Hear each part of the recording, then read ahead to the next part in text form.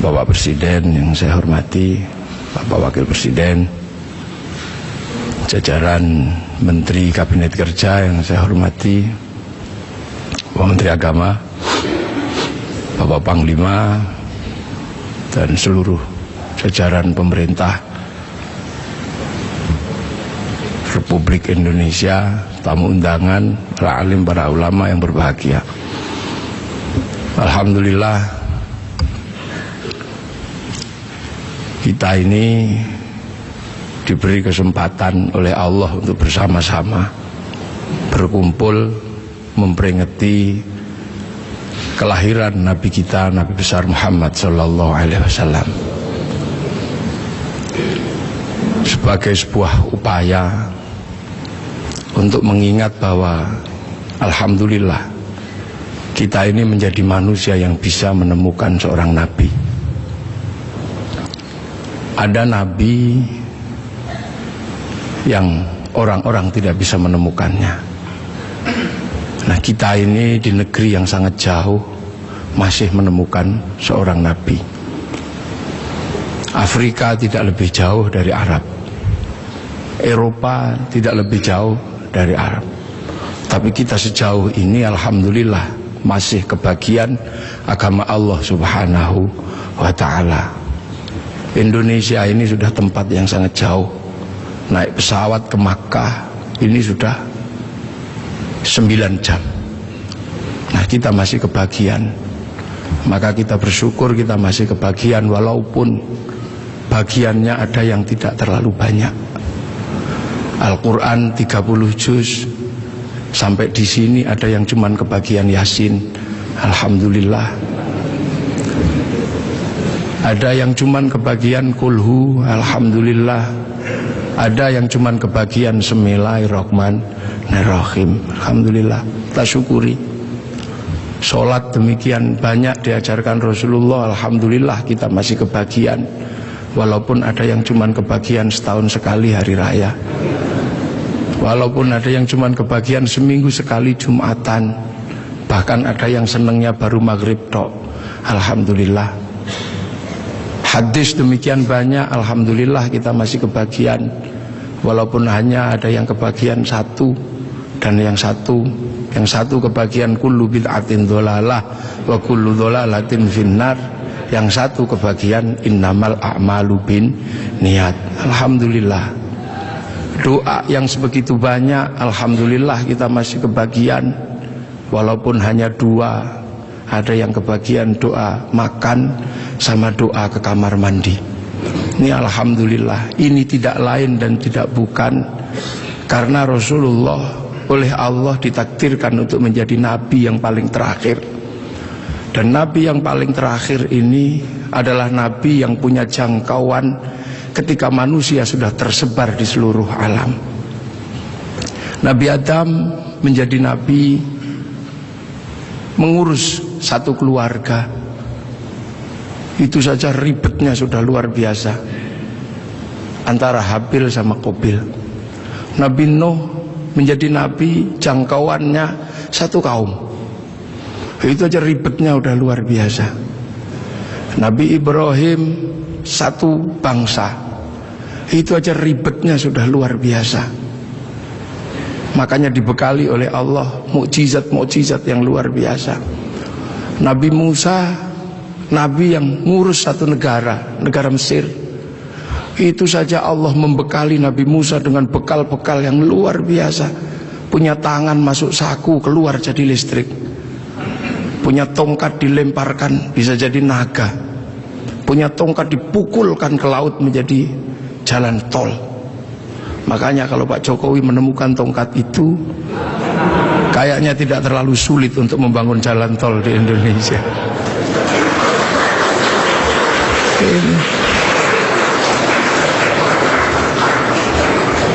Nabi-nabi Allah diutus. Ada Nabi Daud diutus mengurusi satu negara. Tapi punya kemampuan yang luar biasa. Tangan masuk tanah, keluar menjadi logam. Bisa dijadikan pedang, bisa juga dijadikan baju. Nabi Sulaiman, jangkauannya satu negara, kelebihannya luar biasa. Nabi Sulaiman mampu membangun sebuah kota besar menggunakan tenaga jin. Bisa berbicara dengan semut, bisa berbicara dengan burung, bahkan angin pun bisa diajak berbicara. Nabi Isa alaihissalam jangkauannya satu negara, satu bangsa sekitar Romawi, akan tetapi kemampuannya luar biasa. Manusia yang buta dipegang matanya bisa melek kembali. Orang mati bahkan bisa dibangunkan. Wih, itu bangun. Nah, Nabi Muhammad adalah Nabi akhir zaman yang jangkauannya bukan lagi jangkauan jangkauan negara, bukan lagi jangkauan satu bangsa, tapi Nabi Muhammad punya jangkauan menjadi Nabi untuk menjadi rahmatan lil alamin. Ini perbedaan Nabi-Nabi dengan Nabi Muhammad. Nabi Muhammad menjadi Nabi ketika manusia sudah menjadi bangsa-bangsa, menjadi suku-suku, dan itu harus dijangkau semuanya. Makanya dari situlah Nabi Muhammad dilahirkan di kota Makkah. Kenapa tidak lahir di Bogor? Kenapa juga tidak lahir di Cina, tapi lahir di Makkah? Karena Makkah adalah guidance, Makkah adalah awal di mana manusia mengenal Allah Subhanahu wa Ta'ala. Karena di Makkah ada monumen paling tua di muka bumi yang Allah sebut sebagai inna awwala baiti wudi'a lin-nasi lalladzi bi Bakkah mubarakah wa hudal lil alamin. Di situ dibangun bangunan tua, bangunan tertua. Bahkan ada yang mengkaji itu sesungguhnya adalah petilasan pertama ketika Nabi Adam turun ke muka bumi, memberikan tanda di situ agar manusia punya guidance kalau harus kembali kepada Allah. Dan di Makkah pula terjadinya pertukaran antara laki-laki dan perempuan dalam wilayah yang paling tersembunyi antara Nabi Adam dan Siti Hawa. Pertemuan itu diabadikan oleh Allah dengan sebuah tugu yang sangat dikenal dengan nama Jabal Rahmah. Dan dari situ kemudian manusia menjadi beranak pinak, manusia menjadi bangsa, menjadi suku yang tetap di Arab. Kita bisa lihat dengan wajah yang tetap cantik dan tetap ganteng. Yang pindah ke Eropa berubah menjadi tinggi besar dengan rambut merah. Yang ke Cina berubah menjadi sipit dengan pipi yang agak tembem kayak bakpao. Kemudian yang pindah ke Afrika berubah menjadi hitam gosong, yang bisa kita lihat hitam kulitnya. Nah, yang ke Indonesia berubah jadi seperti kita, kecil-kecil, pesek-pesek, seperti inilah ini. Nah, ini semua akan dijangkau dalam konsep rahmatan lil alamin. Nah, manusia ketika berpindah-pindah, guidance itu hilang. Maka Allah kemudian mengutus seorang nabi untuk mencari guidance itu. Diutuslah Nabi Ibrahim alaihissalam untuk menemukan itu. Dan alhamdulillah Nabi Ibrahim ditemani oleh putranya namanya Ismail dan istrinya namanya Hajar, menemukan kembali situs di mana manusia harus kembali kepada Allah.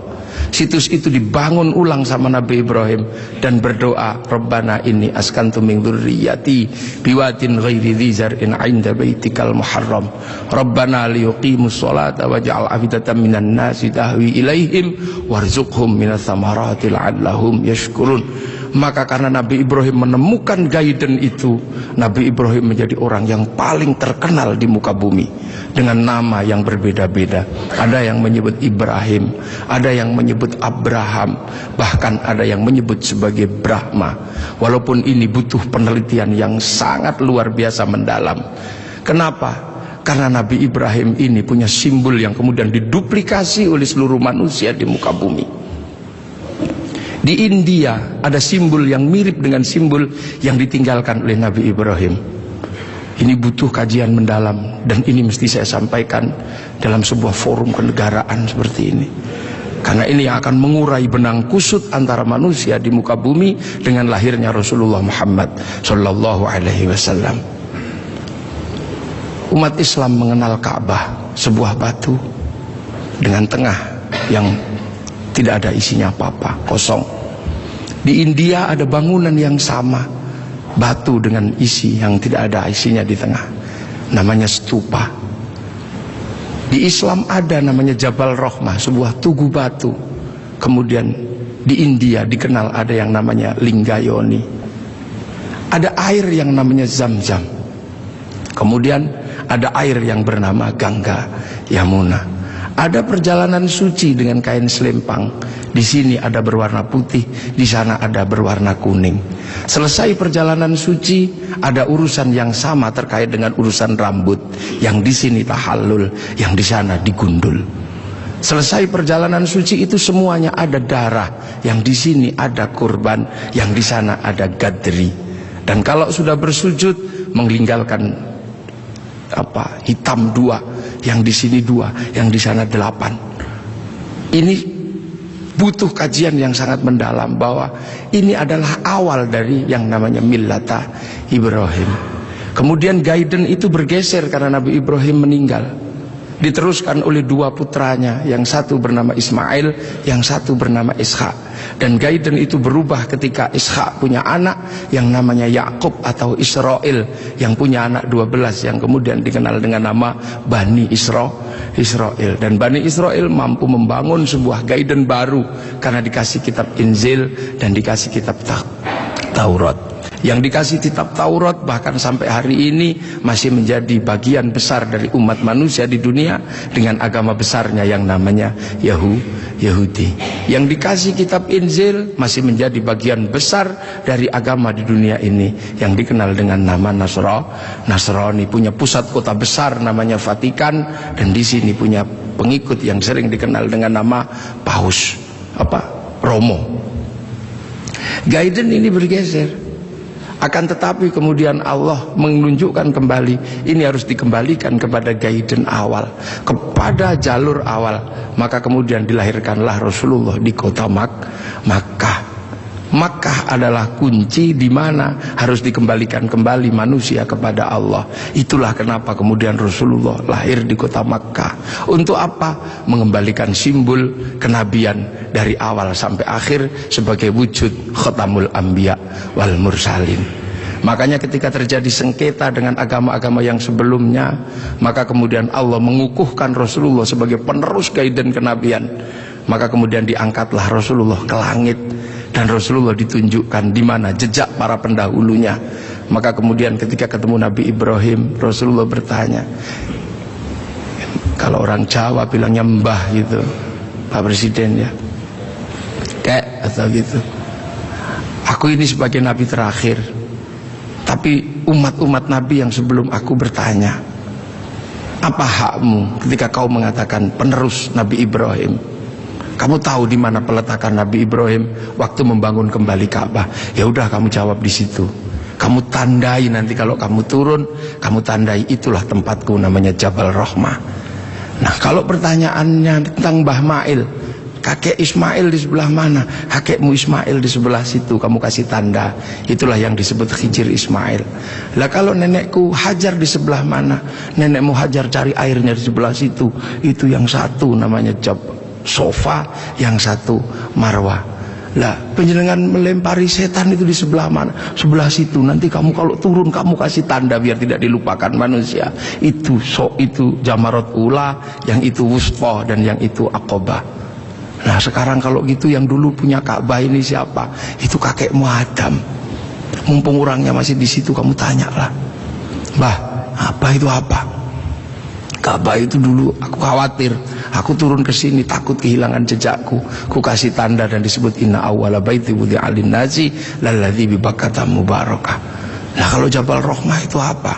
Kayak kalau bahasa kita, waduh kalau itu saya tunggu I love you ku sama nenekmu Hawa. I love you ku di situ katanya.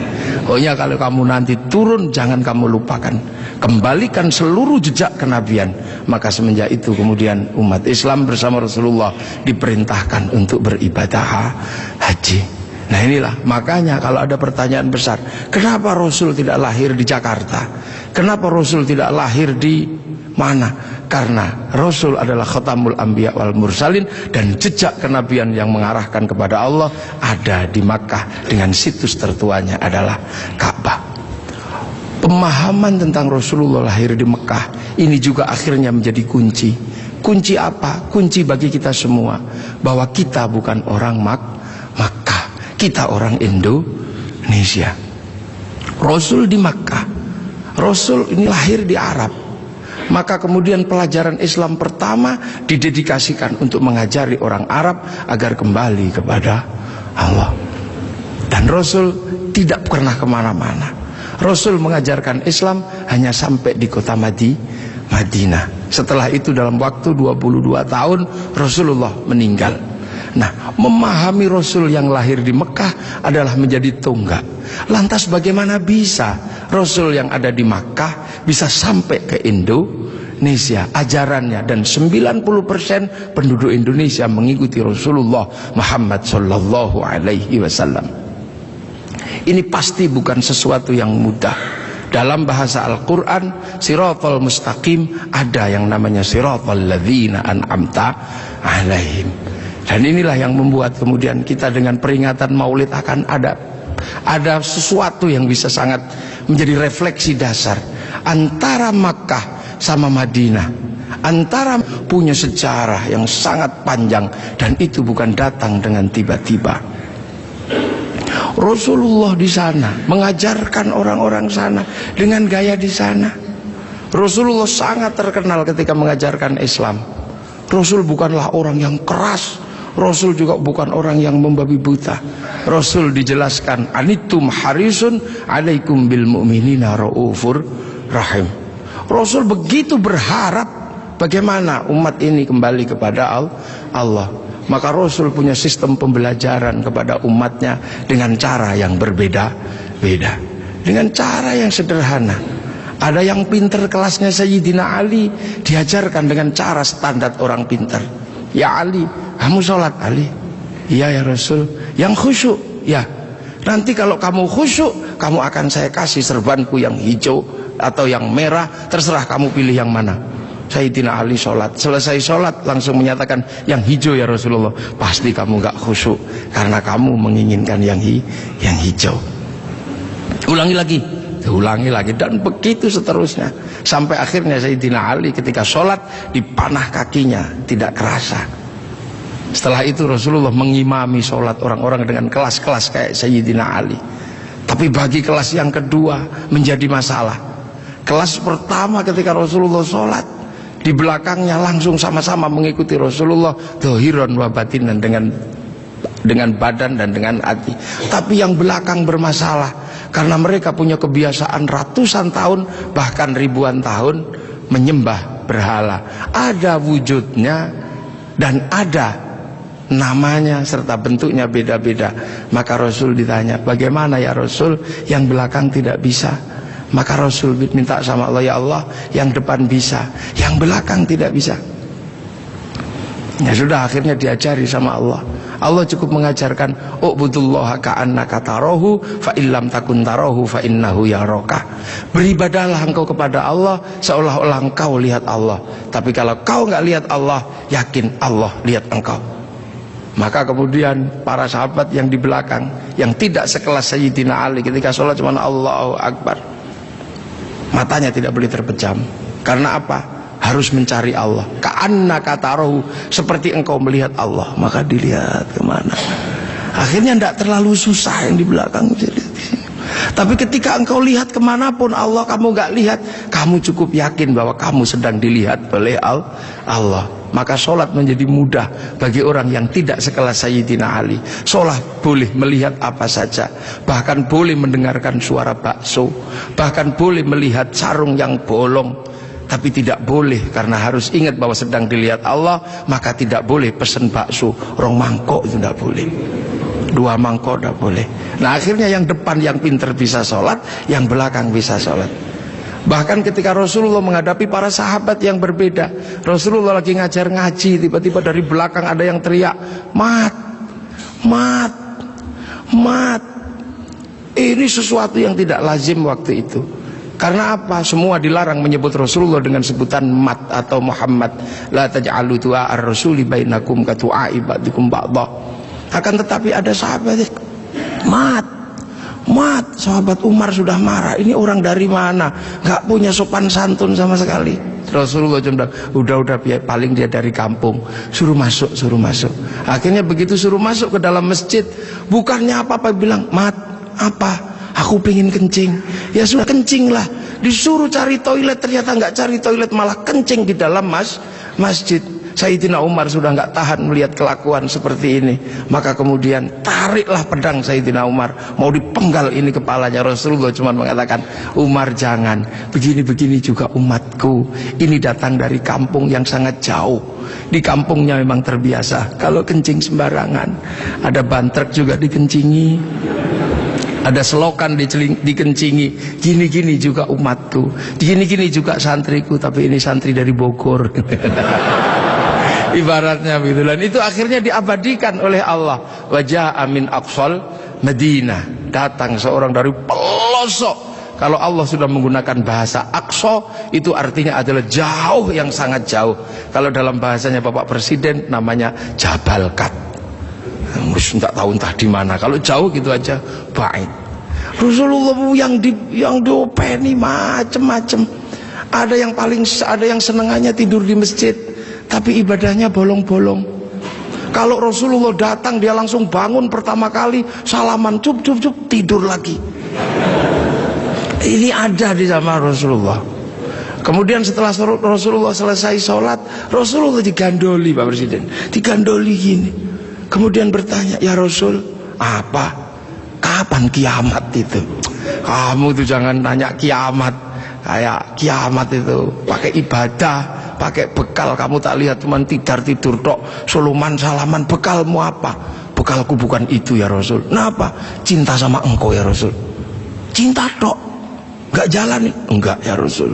Cinta kan tidak harus memiliki ya Rasul. Akhirnya ya sudah, kalau kau cinta aku. Rasul pergi. Ketika Rasul pergi, digandoli lagi. Ya Rasul, ada apa lagi? Aku sudah jujur sama engkau ya Rasul. Ada apa? Aku kan cinta sama engkau. Engkau cinta sama aku nggak ya Rasul? Ya iya, wong kamu cinta sama aku ya cinta sama engkau. Nah kalau gitu ceritanya, Rasul kan kalau cinta sama aku ini yang penting. Orang cinta kan nggak mungkin tega meninggalkan kekasihnya di neraka. Makanya Rasul pasti gak tega besok kalau cinta sama aku meninggalkan aku di neraka. Iya, nanti kamu tak ajak ke surga. Man ahabbani kana ma'i fil jannah. Asbabul wurudnya hadis itu adalah itu. Kemudian saking senengnya dia lari, yes gitu, lari. Begitu dia lari, Sayyidina Abu Bakar datang tergopoh-gopoh. Ya Rasul, bener gak yang tadi itu cinta tok masuk surga? Iya ya Abu Bakar, cinta tok ya Rasul? Iya. Maka Sayyidina Abu Bakar, dia cinta tok akan dibawa Rasul ke surga. Kayaknya aku lebih mungkin ini, anak tak kasihkan, unta tak kasihkan, kayaknya aku ini lebih mungkin. Sayyidina Abu Bakar langsung joget ini, iya, muter sampai jubahnya terangkat. Inilah yang akhirnya jadi manhaj torekohnya Sayyid Jalaluddin Rumi, yang dikenal dengan torekoh Maulawiyah, yang sekarang dikenal dengan nama Tarisu Sufi. Bahkan Rasulullah pernah satu ketika Makkah geger gara-gara ada apa? Ada orang tawaf dari kampung, saking bodohnya dia tawaf cuma dengan satu kalimat, ya Karim, ya Karim, ya Karim, ya Karim, ya Karim, ya Karim. Sahabat bingung, ya Rasul, kayaknya ada aliran sesat ya Rasul. Sesat bagaimana? Ini ada orang dari pagi tawaf cuman ya Karim, ya Karim. Maka Rasulullah mengikuti, ini bener nggak? Ada beneran. Diikuti Rasulullah dari belakang, ada ya Karim, ya Karim. Lama-lama Rasul mengikuti orang ini, ya Karim, ya Karim, ya Karim. Kenapa? Rasul nggak tahan, ngikuti juga, ya Karim, ya Karim. Orang ini marah, dan siapa di belakangku yang berani menirukan aku? Awas tak banting orang ini nanti. Aku pukul. Ternyata apa, orang ini nggak tahan, akhirnya balik ke belakang. Rasul dipegang, dipiting begini. Kamu ya yang menirukan aku, ya Karim, ya Karim ya. Awas kamu, tak adukan sama nabiku, tak adukan sama kekasihku kamu. Rasul merasa Nabi bertanya, Mas atau Bang, terus nabimu siapa? Nabiku Muhammad. Muhammad siapa? Muhammad ibn Abdillah. Kamu pernah ketemu? Belum. Nanti kamu tak banting di sana. Begitu dia bilang, dia menyatakan bahwa dia adalah apa? Umat Rasulullah. Rasulullah sematek, ya Allah, tak kira umat siapa, ternyata ini umatku juga. Rasul sedih dan terharu. Rasul menangis, sedih Rasul, ya Allah, ada umat yang begitu cinta tapi nggak pernah ketemu sama aku. Maka begitu lihat Rasul menangis, orang ini semakin bersemangat. Nah, gitu aja nangis. Tadi nirukan ya Karim, ya Karim. Akhirnya apa? Ya Allah, Rasul menangis, aras berguncang. Kemudian malaikat Jibril turun, ya Muhammad, kenapa engkau menang? Dibanting orang ini kamu. Enggak ya Jibril, jangan salah paham. Orang ini tadi tawaf ya Karim menggemparkan masyarakatku. Aku ikuti, ternyata benar ada dan aku nggak kuat, aku tirukan. Dia marah dan inilah kejadiannya. Aku dibanting sama dia dan aku mau dibilang sama nabinya, sama kekasihnya. Lah aku tanya, nabimu siapa? Muhammad. Muhammad kan aku sendiri, Bril. Berarti ini umatku. Aku terharu, sakit, Bril. Sakitnya tuh di sini. Ibaratnya orang ini. Ya sudah, kamu ngaku saja. Kalau engkau Rasul Muhammad akhirnya, Mas, udah pernah ketemu Rasul? Belum. Nanti kamu tak banting di sana. Mas, Muhammad itu aku, Rasul itu aku. Hah? Engkau Muhammad Rasul? Nangis orang ini. Nabi dipeluk-peluk sambil menangis. Ya Rasul, aku belum pernah ketemu sama engkau ya Rasul, tapi aku iman sama engkau. Dan di kampungku yang paling pinter cuman aku ya Rasul. Kita makan doanya ya Karim, kita apa doanya ya Karim ya Rasul. Tolong ya Rasul, karena ini kami bodoh dari kampung, kami gak ngerti apa-apa. Tolong ajaklah aku ke surgamu kalau engkau masuk surga ya Rasul. Iya nanti kamu bareng, sama-sama nangis. Saking senengnya orang ini lantas berjoget, gitu. Saking senengnya mau diajak Rasul ke surga. Malaikat Jibril dibilang sama Allah, Jibril bilang itu, walaupun orang itu nanti diajak Muhammad masuk surga, katakan padanya, dosanya tetap kuhitung. Malaikat Jibril menyampaikan ke Rasulullah. Rasulullah menyampaikan, ya Mas, Allah barusan berfirman lewat Jibril, walaupun engkau nanti kuajak masuk surga, tapi dosamu tetap dihitung sama Allah. Orang ini kaget juga enggak ada perubahan apa-apa, cuman melotot aja. Apa ya Rasul? Dosaku mau dihitung sama Allah. Suruh ngitung, nggak takut aku. Suruh ngitung aja kalau dosaku mau dihitung sama Allah. Nggak takut aku. Tapi hati-hati, kalau dosaku sampai dihitung sama Allah, Allah tak ajak hitung-hitungan sama aku. Loh, kok Allah kamu ajak hitung-hitungan bagaimana? Akan kuhitung seberapa besar dosaku, akan kuhitung dengan seberapa besar pengampunan Allah. Kalau Allah Maha Pengampun, nggak mungkin dosa gini aja kok dihitung. Kalau dosa gini aja dihitung, nggak usah pakai gelar Maha Pengampun. Maha Pengampun, gini aja dihitung.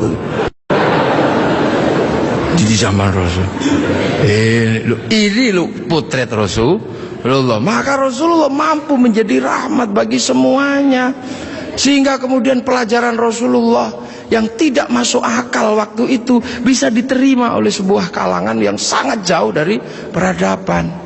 Maka kemudian Islam yang sulit diterima oleh orang di Arab waktu itu bisa diterima. Sulit bagi orang Arab menerima Islam. Orang Arab Tuhan ada patungnya, Islam mengajarkan Tuhan tidak ada patungnya. Di sana diajarkan banyak Tuhan, ini diajarkan Tuhan satu. Di sana tidak ada air, Islam mengajarkan toharoh pakai air. Susah, diminum aja susah, pakai disuruh mandi. Padahal di sana orang mandi berbeda dengan kita. Kita jinabatnya sebulan sekali, sana bisa semalam 8 kali. Susah, air disuruh pakai toharoh pakai air. Sudah panas disuruh puasa, makanan susah disuruh zakat. Sudah gitu tawafilah yang paling sulit bagi orang Arab waktu itu. Orang Arab waktu itu sangat susah karena melihat perempuan itu begitu sesuatu yang sangat luar biasa. Lihat kaki sudah syahwat. Tapi waktu itu Islam mengajarkan bagaimana ketika tawaf muka dibuka. Betapa syahwatnya sangat tinggi ketika muka dibuka. Dan pada saat yang sama seorang laki-laki tidak diperbolehkan menggunakan kain berjahit, sehingga kalau mau berbuat jahil tinggal wes gitu. Itulah ujian terberat waktu itu. Dan itu susah dipahami oleh orang Arab. Makanya memahami Rasulullah itu tidak mudah. Makanya tidak mudah. Bagaimana seorang panglima perang kayak Sayyidina Umar bisa patuh sama orang yang tidak pernah berkelahi? Bagaimana Sayyidina Abu Bakar seorang konglomerat mau menuntun unta Rasulullah? Bagaimana seorang gadis 10 tahun bergembira ria dinikah sama orang 50 tahun? Ceritanya bisa kita tahu, tapi suasana psikologisnya tidak pernah bisa kita tangkap. Nah inilah maka Islam berkembang. Kemudian Islam bergeser. Orang-orang tahu, oh ini bagus, geser. Kemana? Geser ke Persia pertama, dari Madinah geser ke Persia. Di Persia penyembah api, karena orang Persia nyembah api, kemudian ikut Islam. Raja Rustum besanan sama Sayyidina Ali, lahir Sayyid Ali Zainal Abidin, masuk Islam. Karena orang Majusi sebelumnya menyembah api dan masuk Islam. Nah, orang Yahudi, orang Majusi kalau nyembah api ditaruh di bangunan tinggi namanya Manaro. Apinya ditaruh di atas Manaro. Maka begitu orang Persia masuk Islam, apinya dihilangkan, Manaronya ditaruh di depan masjid. Seluruh dunia Islam melihat Manaro kok bagus di depan masjid, maka kemudian semua berlomba-lomba bikin Manaro. Sampai Jakarta bernama Menara. Tiangnya adalah tinggalan orang Majusi. Lah kemudian di situ terjadi peristiwa yang luar biasa. Setelah itu, sebelum sampai ke sini, terjadi peristiwa luar biasa. Pada tanggal 10 Asyura, seluruh cucu-cucu Rasulullah terbunuh oleh Yazid bin Muawiyah. Maka bulan Asyura adalah bulan duka kaum muslimin dunia. Makanya orang Indonesia, terutama di kampungnya Bapak Presiden, menyebut bulan Asyura dengan sebutan bulan Suro. Ekornya saja yang diambil, karena orang Jawa itu sukanya ngambil ekornya aja. Muhammad diambil mat, Asyura diambil suro. Makanya di bulan Asyura orang berduka karena terbunuhnya cucu Rasulullah. Maka di Jawa ada tradisi tidak mantu, tidak nikahkan anak, itu karena bulan duka. Di Jogja ada yang namanya keliling beteng. Maksudnya di bulan Suro jangan terlalu banyak mulut, jaga mulut. Nah di Solo mengikuti kebo Kiai Slamet, kalau kebonya keluar taiknya diusapkan ke seluruh tubuh. Ini bulan duka, jangan bersolek. Dan biasanya bulan Asyura di Indonesia diikuti dengan santunan anak yatim. Nah inilah. Dan dari situ terus bergerak, makanya monumen-monumen itu. Lahir Sayyid Ali Zainal Abidin. Lah Sayyid Ali Zainal Abidin kemudian bergeser, punya anak Sayyid Muhammad Baqir, menjauh punya anak Sayyid Ja'far Shadiq, menjauh diteruskan sama Sayyid Ali Uraidi, menjauh diteruskan sama namanya Sayyid Muhammad, diteruskan Sayyid Ubaidillah, teruskan Sayyid Isa Naqib, diteruskan sama Sayyid Ahmad Al-Muhajir, teruskan Sayyid Alwi, teruskan Sayyid Muhammad, teruskan Sayyid Alwi, diteruskan namanya Sayyid Ali Khalid Qasam, teruskan putranya namanya Sayyid Ahmad Sohib Mirbat, teruskan namanya Sayyid Alawi Amil Faqih, punya anak Sayyid Abdul Malik sampai Mongolia, punya anak Sayyid Ahmad Jalaluddin sampai Campa, punya anak Sayyid Muhammad sampai Pase, dan punya anak Sayyid Jamaluddin Al-Husaini Al-Kabir sampai tanah Nusantara di pedalaman, yang kemudian karena turunnya di Jawa, Sayyid Jamaluddin Al-Husaini Al-Kabir, orang Jawa punya Hono Coroko, maka kemudian di Jawa dikenal dengan nama Syekh Jumadil Kubro. Dan disitulah kemudian Islam ketemu dengan kebudayaan peradaban Nusantara. Nah inilah tonggak Makkah ini yang akhirnya menjadi penjelasan, oh ternyata Makkah sini geser di sini. Dan kemudian kita diingatkan bahwa Syekh Jumadil Kubro punya anak namanya Said Ibrahim, pindah Palang Tuban sana, punya anak namanya Raden Rohmat Sunan Ampel. Nah ini yang kemudian bangun peradaban baru di Nusantara. Syekh Jumadil Kubro punya murid namanya Samsuddin, pindah Jawa Barat, dikenal dengan nama Syekh Kuro, punya murid namanya Datuk Kahfi, pindah Cirebon, punya murid namanya Syarif Hidayatullah Sunan Gunung Jati. Nah inilah baru kita kemudian menemukan titik sini. Nah pertanyaan-pertanyaan besarnya inilah yang akhirnya kemudian menjadi penjelasan. Lantas bagaimana kita mengikuti Rasulullah di tempat yang jauh ini? Rasulullah memberikan garis namanya ahli sunnah wal jamaah, bahwa Rasulullah yang diajar pertama wal jamaahnya bernama sahabat, wal jamaahnya sahabat generasi kedua namanya tabi'in, tabi'in punya generasi berikutnya namanya tabi'ut tabi'in, dan kita ini adalah generasinya para ulama yang cara pembelajarannya sangat berbeda. Di Arab sana Rasulullah mengajarkan bagaimana makan dengan 3 jari, masih bisa dijalankan sampai hari ini karena di sana masih kurma sama roti. Begitu sampai di Nusantara sudah tidak kurma dan tidak roti, tapi sudah soto, maka makan dengan 3 jari sudah bukan sesuatu yang mudah. Di sana kurban pakai unta, di sini tidak lahir unta, tapi lahir kerbau sama sapi.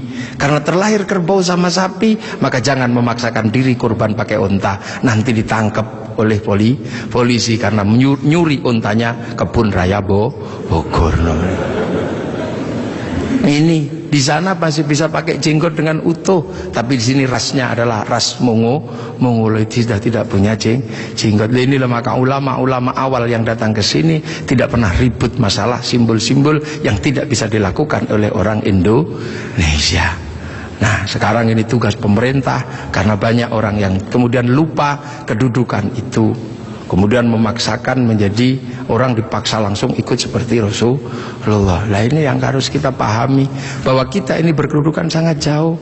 Quran saja berbeda-beda ketika mengajarkan. Di awal Rasulullah, Quran tidak ditulis. Kenapa? Karena sahabat apal Quran. Orang apal tidak perlu menulis. Saya apal wajah istri saya, nggak pernah bawa fotonya kemana-mana, karena saya apal. Makanya ibu-ibu yang fotonya dibawa kemana-mana jangan seneng dulu. Jangan-jangan karena belum apal. Lalu kemudian setelah Rasulullah meninggal, sahabat nulis Quran. Nulis Quran sahabat. Untuk apa? Untuk tabiin yang tidak ketemu Rasulullah. Tiba-tiba generasi sahabat meninggal, tabiin mengajar bawahnya. Qurannya sahabat terlalu pinter, cuman lungkik-lungkik kayak cacing gitu aja. Maka kemudian dikasih titik oleh Abul Aswad Ad-Du'ali. Disebar lagi, generasi pertamanya hilang, titik-titik nggak cukup, maka dikasih fathah, kasroh, dhamma atau syakal. Yang ngasih syakal Syekh Khalil bin Ahmad Al-Farahidi. Disebar lagi, yang baca Quran karena Islam rahmatan lil alamin, bukan lagi orang Arab semata. Orang Andalusia baca Quran wadduha, keliru menjadi wadduhe. Ini. Nah, orang Turki mustaqim, mustaqin.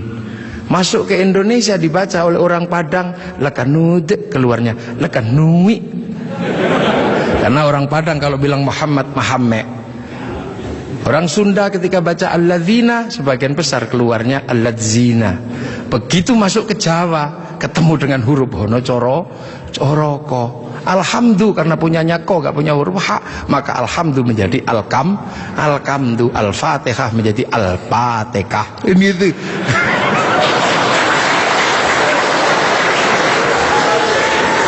Nah, ini orang kalau ngerti proses kodifikasi Quran pasti tahu. Ketika masuk ke semua negara pasti berbeda. Al-Fatihah menjadi Al-Fatihah. Dan ini yang dialami oleh Bapak Presiden Republik Indonesia. Iya, makanya Al-Fatihah. Itu. Ya Hayyu Ya Qayyum menjadi Ya Kayuku Ya Yumu. Robbil Alamin kayaknya punya huruf ain, nggak punyanya ngo, keluarnya Robbil Ngalamin. Nggak punya dot, punyanya lo, maka Ramadan keluarnya Romlan. Begitu dibaca orang Bali sangat susah, karena orang Bali nggak bisa bilang tok, bilangnya tok. Maka sirotol menjadi sirotol ladzina an'amta alaihim. Islam berkembang ke semua negara dan berbeda. Ketika dibaca oleh orang Bugis alaihim, keluarnya alaihing. Karena orang Bugis kalau bilang N jadi eng, kalau bilang eng jadi N. Makanya ada dulu mantan Kabulok bernama Beduamang, itu berasal dari Abdurrahman. Nah, itulah makanya kemudian Islam bergerak. Nah, lantas apa? Lantas terciptalah sebuah ilmu untuk bagaimana orang di seluruh dunia Islam mampu membaca Al-Quran. Dibikinkanlah sebuah ilmu yang dikasih judul At-Tajwid fi Qiraatil Quran, yang nulis Abu Ubay Qasim bin Salam. Orang akan tahu. Nah, ini generasinya para ulama. Dan yang paling besar, yang mungkin Bapak Presiden sudah pernah saya sampaikan, tapi ingin saya sampaikan lagi, biar kita tidak lupa. Ada perubahan besar ketika masuk ke tanah Nusantara, di mana waktu itu tanah Nusantara sangat susah dimasuki Islam. Kenapa? Ini bangsa sudah sangat beradab. Bangsa ini bukan bangsa kecil. Tahun 1222 ke atas, sebelum tahun 1300, sudah mampu menaklukkan Mongol yang menaklukkan Eropa, menaklukkan Arab, mampu ditaklukkan oleh kekuatan Nusantara yang namanya Singasari. Makanya hal itu bisa kita lihat betapa kita bangsa punya tinggalan-tinggalan yang luar biasa. Orang Arab punya alat musik yang namanya terbang, terbuat dari kayu dan kulit. Orang Eropa punya alat musik yang namanya gitar, terbuat dari kayu dan tali. Tapi orang Nusantara, salah satu alat musiknya adalah gamelan, terbuat dari logam. Hanya bangsa yang menguasai ilmu pertambangan yang maju dan penguasaan metalurgi yang mapan mampu membuat alat musik dari logam. Dalam cerita-cerita besar, kita juga punya cerita besar yang sama. Orang Eropa punya cerita tentang Cinderella, kita punya cerita bawang putih, bawang merah.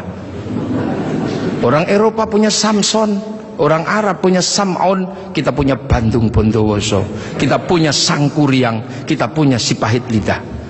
Orang Sanya punya cerita Romeo Juliet, orang Arab punya cerita yang namanya Laila Majnun, kita punya cerita Andi-Andi Lumut, kita punya cerita, banyak sekali cerita cinta di Indonesia.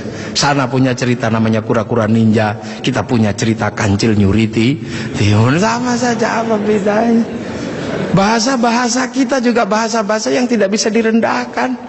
Orang Inggris bilang rice, orang Arab bilang rus, orang kita bilangnya macam-macam. Kalau masih di sawah namanya padi, kalau sudah dipanen namanya gabah, kalau sudah digiling namanya beras, kalau patah-patah namanya menir, kalau dibungkus namanya lontong pakai daun, kalau dibungkus pakai namanya ketupat pakai janur, kalau tidak dibungkus namanya nasi, dicuri satu namanya sebutir nasi, kalau diublek-ublek namanya bubur, pantatnya kosong namanya kerak atau intip. Sana cuma rice sama rus.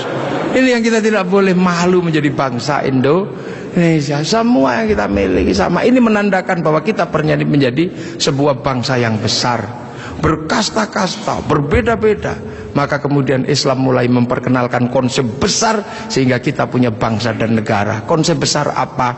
Diperkenalkanlah bagaimana hidup bersama, saling menjaga. Diperkenalkan konsep besar namanya musyarakah, yang akhirnya dikenal dengan bahasa masyarakat. Kalau sudah jadi musyarakah, semua harus saling mengerti dan saling bertanggung jawab. Maka diajarkanlah menggunakan kalimat Rasulullah, kullukum ra'in wa kullukum mas'ulun an ra'iyati. Raja dan hamba dihilangkan, diganti dengan ra'iyah, yang diserap ke bahasa Indonesia menjadi rakyat. Dan satu-satunya bangsa Islam di dunia yang mampu mengadaptasi kalimat ra'iyah menjadi rakyat hanya ulama-ulama Indonesia. Hanya ulama Indonesia. Nah, kenapa? Karena kita ini pilihannya berbeda. Pilihan bangsa yang disebut waja'alnakum syu'uban wa qabaila, disinilah tempatnya. Arab tidak ditemukan bangsa yang berbeda, mereka satu bangsa. Eropa satu bangsa, Arab satu bangsa dipikul puluhan negara, Eropa satu bangsa dipikul puluhan negara. Tapi disinilah ada satu-satunya tempat puluhan bangsa bisa dipikul oleh satu negara, Kesatuan Republik Indonesia. Makanya harus disatukan. Tidak ada lagi raja hamba, yang adalah ra'iyah. Kalau sudah ra'iyah, tidak boleh lagi menyebut kafir. Kenapa? Karena kafir adalah orang yang menentang Allah dan memusuhi kaum muslimin. Kalau sudah hidup bersama namanya dhimmi. Kalau sudah saling bertanggung jawab namanya ra'iyah. Maka ketika para ulama sudah menyebut kita dengan sebutan rakyat, jangan lagi kau turunkan derajat ra'iyah menjadi derajat kafir. Maka tidak ada lagi kata kafir di Indonesia, karena sudah ra'iyah atau rakyat. Ini kenapa para ulama sepuh tidak ada yang menyebut kafir. Kemudian ra'iyah kalau berkumpul diajarkan bagaimana hidup bersama, berbahagialah, berbicaralah dengan baik-baik. Maka konsep yang ditawarkan adalah wasyawirhum fil amri.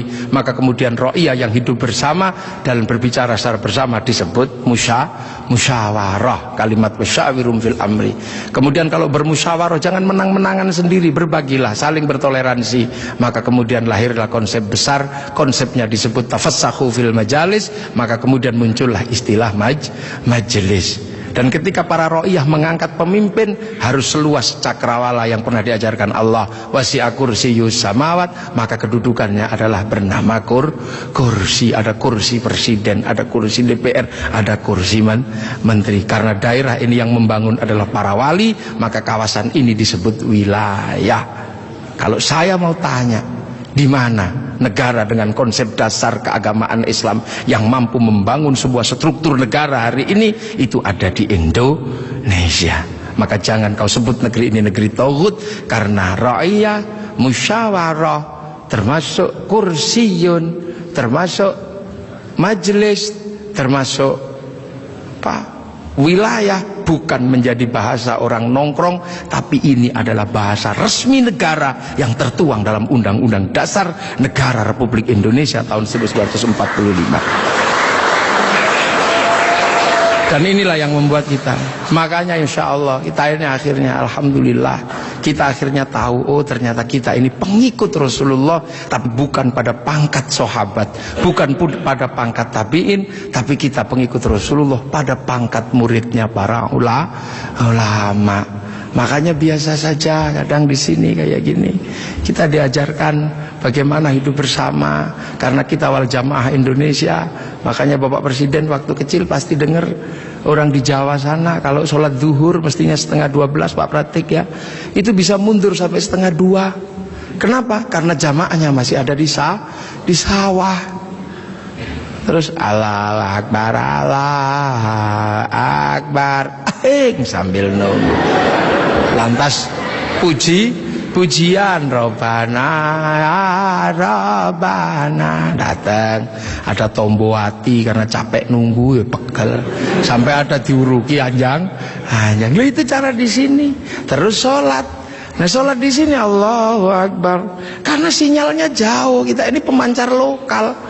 Biasa sinyalnya suka hilang kan. Allah Akbar. Ada bakso gitu, ding ding, sinyalnya hilang. Bakso gitu. Nah inilah Indonesia. Makanya karena sinyal yang hilang, habis itu para ulama mengajarkan kalau kepalamu bocor seperti itu, nggak inget Allah, inget apa, udahlah kalau habis sholat ditambal. Maka habis sholat ada zikir la ilaha illallah, la ilaha illallah. Nah sekarang ada yang protes, kenapa berzikir pakai gini-gini? Bukankah sahabat kalau zikir terdiam? Sahabat murid Rasulullah, terlalu dekat dengan Rasulullah, batinnya wusul kepada Allah sampai ke sana. Kalau wal jamaahnya ulama disuruh diam begini, tidur. Nah puasa juga sama. Orang Indonesia kalau puasa nggak terlalu khusyuk karena keluar rumah ada belimbing, ada jambu. Kalau di Arab keluar rumah ketemunya padang pasir, lebih khusyuk. Maka di sini lebih sering disuruh tidur gitu. Dalilnya apa? Naumuso imin ibadah. Nah kalau malam pakai doktek. Setelah itu halal. Haji juga sama, nggak bisa langsung ke sana Pak Presiden. Antrinya 25 tahun. Makanya orang sini capek nunggu. Daripada capek, nempelkan gambar Masjidil Haram. Ini Pak Menteri Agama. Biar tidak terlalu capek, biar agak senang dikit, latihan dulu di alun-alun Bogor. Labbaik Allahumma hajjan. Ihramnya beneran, niatnya beneran, tapi Ka'bahnya triplek. Lah ini namanya mana sih haji. Lah ini wal jamaahnya baru ini, dan ini ada di Indonesia. Itu akhirnya orang tahu pangkatnya dengan Maulid. Oh Rasul Mekah, kita Indonesia. Ada jarak yang sangat panjang, ada jarak waktu, ada jarak ruang. Nah ini kalau kita pahami dengan bahasa yang sederhana, fa insyaallah Islam di Indonesia akan tetap menjadi Islam yang ramah, Islam yang tidak kasar, Islam yang tidak gerasah gerusu, mampu ngayomi seluruh manusia yang berbeda-beda, seperti Rasulullah yang anittum harisun alaikum bil mu'minina raufur rahim ihdinas siratal mustaqim. Assalamualaikum warahmatullahi wabarakatuh. Allahumma shalli ala Muhammad.